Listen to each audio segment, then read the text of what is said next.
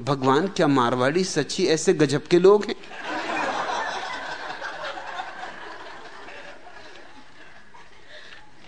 रंजन, इस कहानी पर ध्यान करना। अकबर और बीरबल के बीच विवाद खड़ा हुआ। अकबर का कहना था कि मुल्ला ही सबसे आदिम और चतुर लोग हैं, पंडित पुजारी, जबकि बीरबल का कहना था कि मारवाड़ी को चतुराई में कोई मात नहीं कर सकता। अकबर ने सबूत जानना चाहा। बीरबल ने मुल्ला नसरुद्दीन को बुलाया और कहा कि बादशाह को आपकी दाढ़ी मूछ चाहिए, उसके बदले में जो कीमत हो वे चुका देंगे। मुल्ला से कहा गया कि वह यदि दाढ़ी मूछ कटवाने से इंकार करेगा तो उसकी गर्दन उड़ा दी जाएगी। मुल्ला ने पहले तो बड़ी दलीलें दी और गिड़गिड़ाया कि दाढ़ी मूछ ना काटी जाए। महाराज,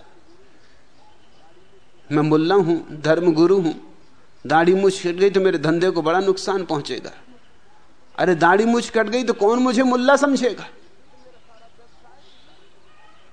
इस पे तो मेरा सारा व्यवसाय टिका है। मगर बीरबल ने कहा कि फिर समझ ले, तैयार हो जा, अगर दाढ़ी मूछ बचानी तो गर्दन कटेगी।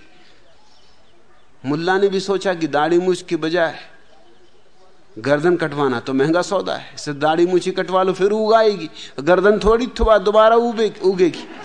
अरे दाढ़ी मूछ 2-4-6 महीने की बात, भग जाएंगे कहीं, छिप जाएंगे कहीं हिमालय की गुफा में, 4-6 महीने में फिर उगाएगी। सो धमकाने की वजह से वो राजी हो गया।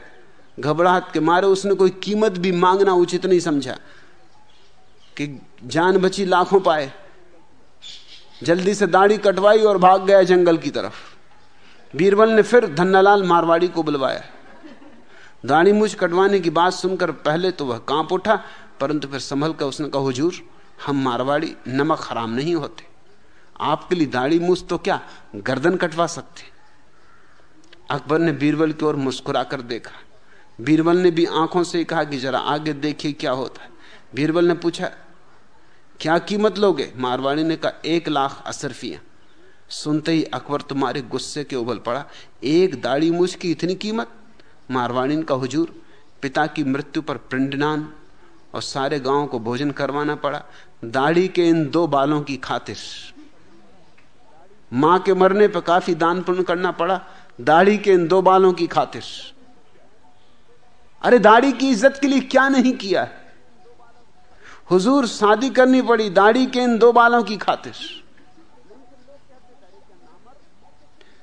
नहीं तो लोग कहते थे, अरे क्या नामर्द?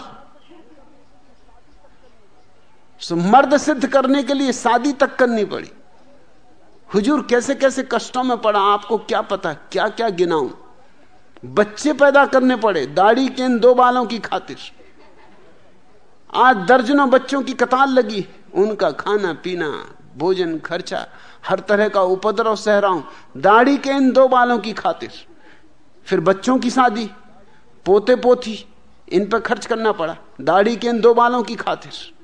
और अभी परसों पत्नी की जिद के कारण हमारी शादी की 50वीं सालगिरह पर खर्च हुआ, सो दाढ़ी के इन 2 बालों की खातिर। अकबर कुछ करने ना पाया और कीमत चुका दी। दूसरे दिन अकबर ने नाई को मारवाड़ी के घर दाढ़ी मूछ कटवाने के लिए भेजा, तो मारवाड़ी ने उसे मना कर दिया और कहा, खबरदार, अगर बादशाह सलामत की दाढ़ी को हाथ लगाया, बादशाह अकबर की दाढ़ी में हाथ डालते हुए शर्म नहीं आती? नाई को उसने खूब धमकाया और घर से बाहर निकाल दिया। नाई ने आके अकबर से शिकायत की तो अकबर का गुस्सा आसमान छूने लगा। वो बीरबल पे भी बड़ा नाराज हुआ। तुरंत मारवाड़ी बुलाया गया। बीरबल ने पूछा कि जब दाढ़ी बिक चुकी है तो अब उसे कटवाना क्यों नहीं देता?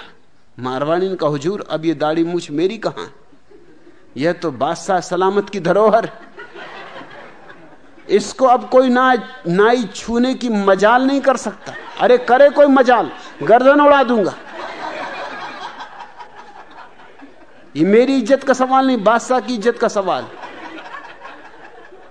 इसे मुड़वाना तो खुद बादशाह की दाढ़ी मूछ मुड़वाने के बराबर होगा। यह मैं जीते जी नहीं होने दूंगा। आप चाहे मेरी गर्दन कटवा लें, पर इस कीमती धरोहर की रक्षा करना अब मेरा और मेरे परिवार का फर्ज। अकबर हक्का बक्का रह गए और बीरबल मुस्कुराता रहा। महीने भर बाद अकबर के नाम मारवाड़ी का पत्र आया जिसमें उसने दरखास्त की थी दाढ़ी मुझ की रक्षा करने तथा इसकी साफ सफाई रखने पर महीने में 100 असरफियां मिलती रही। रंजन तो पूछती कि क्या मारवाड़ी सच्ची ऐसे गजब के लोग हैं? लगता तेरा मारवाड़ियों से पाला नहीं पड़ा। भगवान करे कभी पड़े भी नहीं। आज इतना है।